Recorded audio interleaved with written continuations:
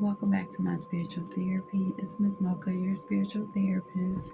So tonight I'm coming to continue the story behind the children of Israel led into the promised land, part 8. So I'm reading out of Deuteronomy chapter 25 through 27. So of course I got my notes here.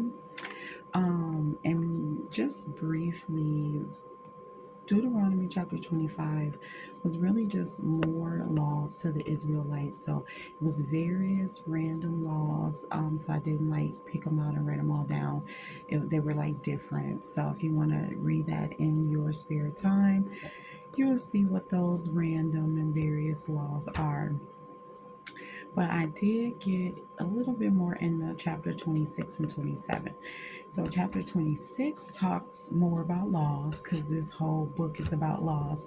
And more specifically, it talks about the offering of the first fruits that God required the Israelites when, we do enter into the land that God gives us as an inheritance. So, we are to set first fruits. Before the Lord and worship Him and rejoice in every good thing that He's given us in our house and this land flowing with milk and honey.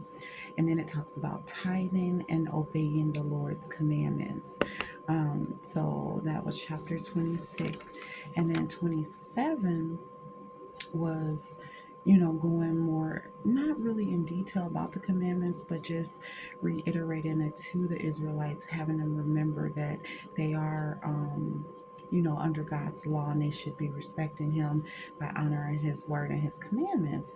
And so then it talked about what to do when the Israelites get to the land flowing with milk and honey. So the chapter 27 went over a lot of what God is requiring them to do once they get to the land. It's not just giving the first fruits. There's more things that need to be done. And it talks about how Moses and the priests of the Levites spoke to the Israelites, saying that in that day they became the people of the Lord thy God. So they're God's people. And He set them on mountains, and half of the Israelites were to speak the blessings to the people, and the other half were to speak curses to the people.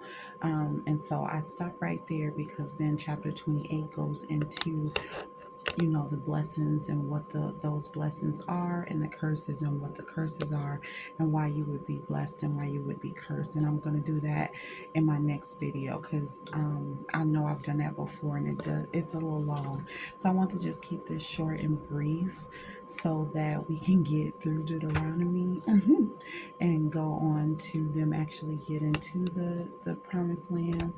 We'll back in that time. So yes, this is chapters 25 through 27. Just more commandments that the Israelites will need to follow on their way to the promised land and while they're in the promised land. So yep, I'm gonna come back with some verses for my shorts, and that is it, short and sweet. So as always, thank you for listening.